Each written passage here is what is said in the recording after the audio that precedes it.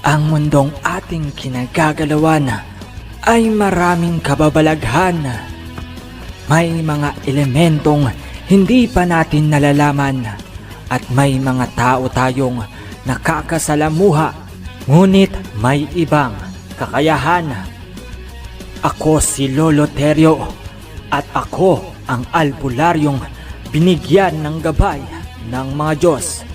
Halina't samahan ako tuklasin ang mga elemento.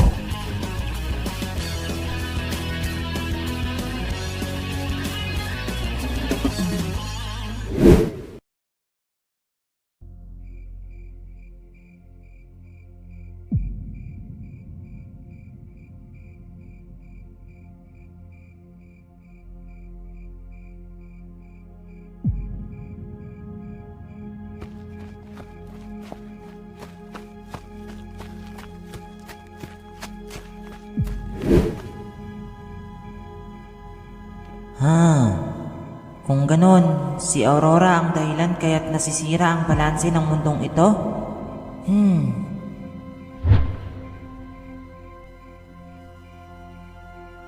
Pedro, dalian mo at kailangan na natin makita ang aking anak. Teka Lolo Terio. Sa laki ng kagubatan natin dito at baryong ito, hindi agad natin makita si Aurora. Lalong-lalo na kung hindi tayo maghihiwalay. Mas mabuti pa Lolo Terio, turuan mo muna ako ng gabay na iyong ginagamit. Inuuna mo pa ang mga orasyon na iyan, Pedro. Kailangan na natin magmadali. Kung hindi, mas malaking sakuna pa ang mangyayari. At saka, hindi ka pa handa. At hindi ka pa karapat dapat na maging isang katulad ko, Pedro. Kaya't bilisan mo. Tulungan mo na lang muna ako sa paghahanap sa aking unika iha. Pero Lolo Terio, akala ko po ba karapat dapat na po ako? Ayun po yung sinabi nyo. Manahimik ka muna, Pedro. Pinipilit mo pa talaga yan. Bahala ka kung ayaw mo tumulong para iligtas ang mundong ito. Mukhang nagkamali ako ng tingin sa'yo, Pedro.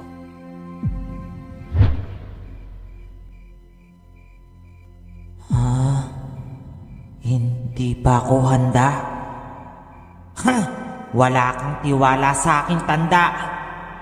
Pagtutusahan mo ang hindi pagtitiwala sa akin. Matitikman mo ang galit ko, Terio.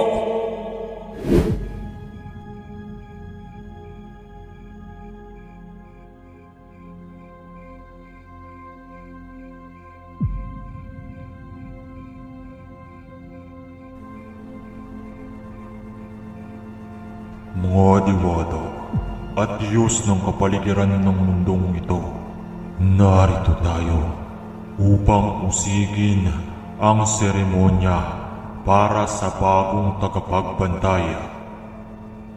Magayong gabi sa inyo, Bathala. Nakarating po sa akin na nagtagumpay sa paglalahad ng akda sa isang mortal si Diwata Mayari at nangangalang itong Terio. Mahal naming Bathala, inatasan ko na din ang aking tagapagsunod na kunin at dalhin ang babaeng nagdadala ng 2 supling na nasa akda. Magayong gabi din sa inyo. Mabuti kung ganun.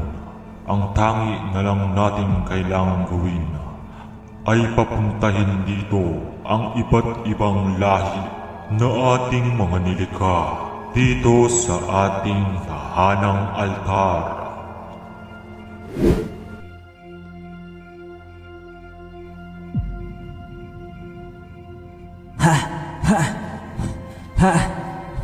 Asan ka na, Aurora? Mahal kong Christina, paumanhin sa aking pagkukulang.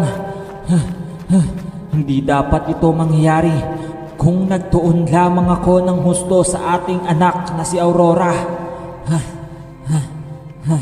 Paumanhin aking pinakamamahal na Christina.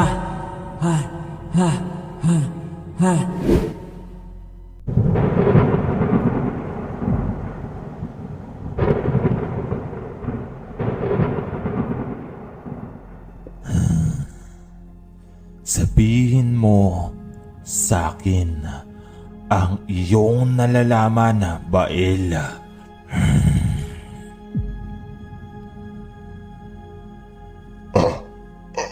Paumanin, Prinsipe. Prinsipe Rasmo. Wala po akong nalalaman. Nakikita ko sa iyong mapupulang mata, Bael, na may itinatago ka sa akin.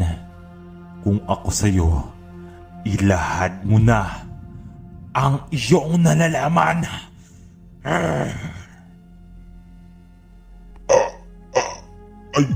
Ayun sa aking nalalaman, Prinsipe Rasmo, ang iyong kapatid ay may ginawang kasalanan.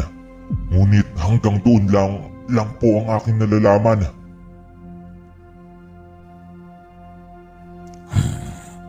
Maras na gabi sa iyo at salamat sa iyong pahayag, Bael.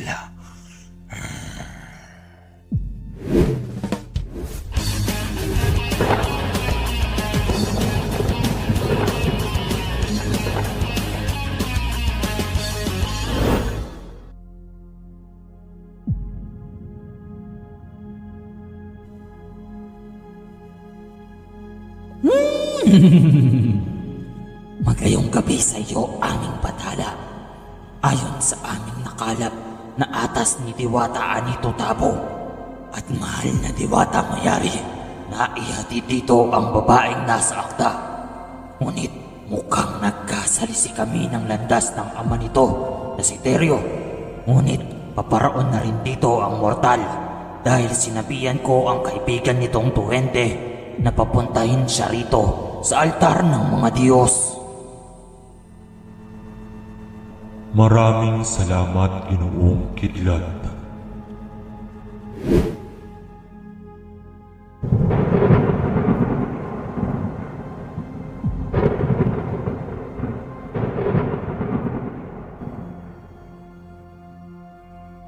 Bael, lumapit ka.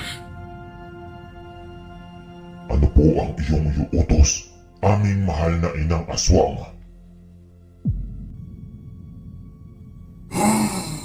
Lumalabas sa tabla ng Diyos ng Amang Aswang na may magkakaroon ng isang seremonya. Ang mga diwata at ang mga Diyos sa tahanan ng altar.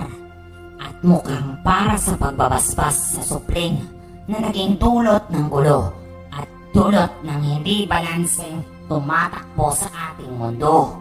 Ang aking inaatas sa iyo ay pabulong mong sabihin sa aking anak na si David upang masabihan niya ang kanyang mag-ina na magtungo sa lugar kung saan gaganapin ang seremonya.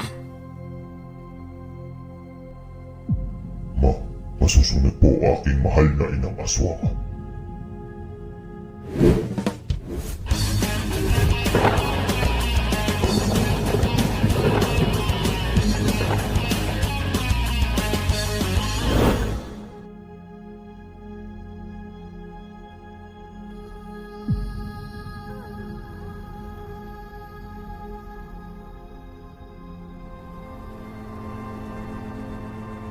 Umbilicum sumini domini cantane orationem nostram et bonum custodem constitiu.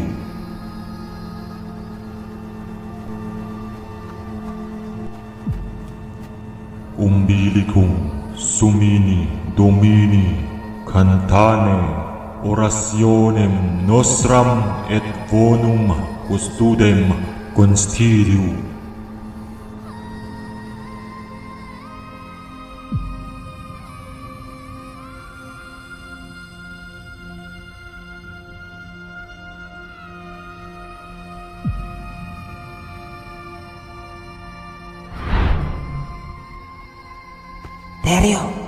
Teryo, ituturo ko sa iyo ang daan papunta sa altar ng mga Diyos. Naroon si Aurora. Maraming salamat, aking kaibigan. Maraming salamat sa iyong tulong.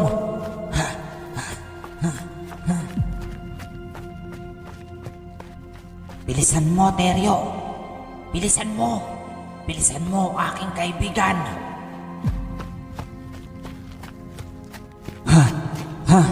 Malapit na ako, Aurora. Malapit na ako, aking anak.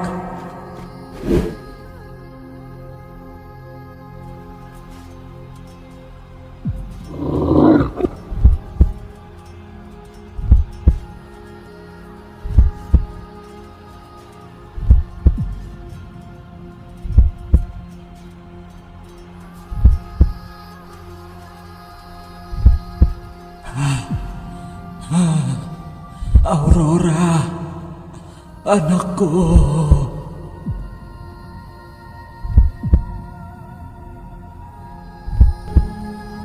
Prinsipe, isa lamang po ang batang nakita namin. Kunin mo na lang ang isang batang yan at dadalhin natin sa bundok. Masusunod, Prinsipe. Rasimo, ano ang ginawa mo? Bakit mo ginawa ito sa mga anak ko? Ito ang nararapat para sa ating lahat, kuya.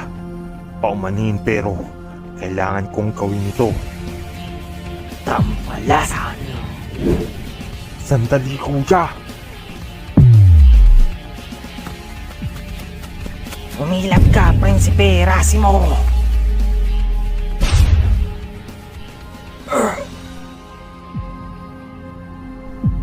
Mahal kong kapatid, iiwan ko sa iyo ang misyong ito.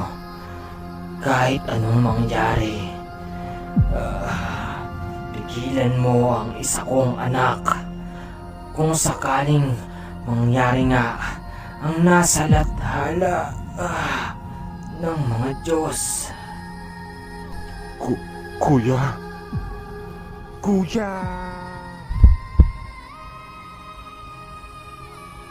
Ariel, lagi mong tatandaan na mahal ka namin, aking apo.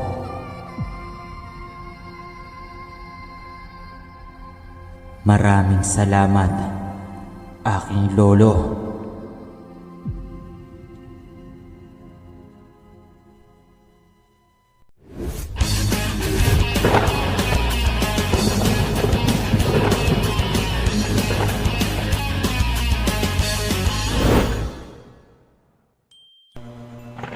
Mga kamandirigma, maraming salamat po sa lahat ng nanood at sumuporta at sumubaybay sa Lolo Terio Adventure. Ngayon po ay natapos na ang sequel side story ng Tagapagbantay. Hindi ko po makakamit ang karangalan na ito kung hindi dahil sa inyo mga kamandirigma. Kaya't lubos po akong nagpapasalamat. Shoutout naman po tayo.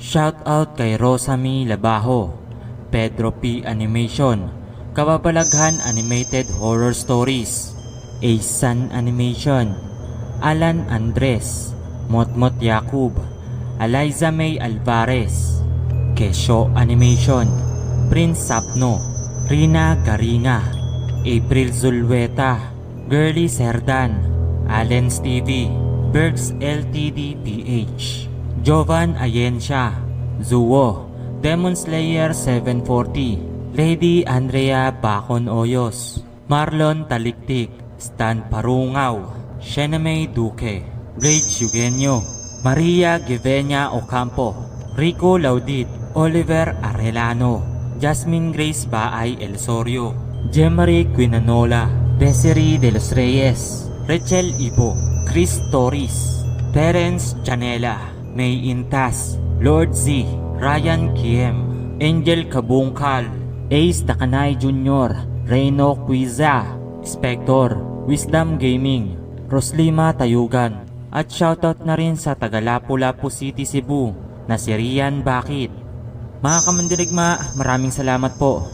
Huwag niyo po sanang kalimutang suportahan din ang channel ng aking misis na si CC Animation.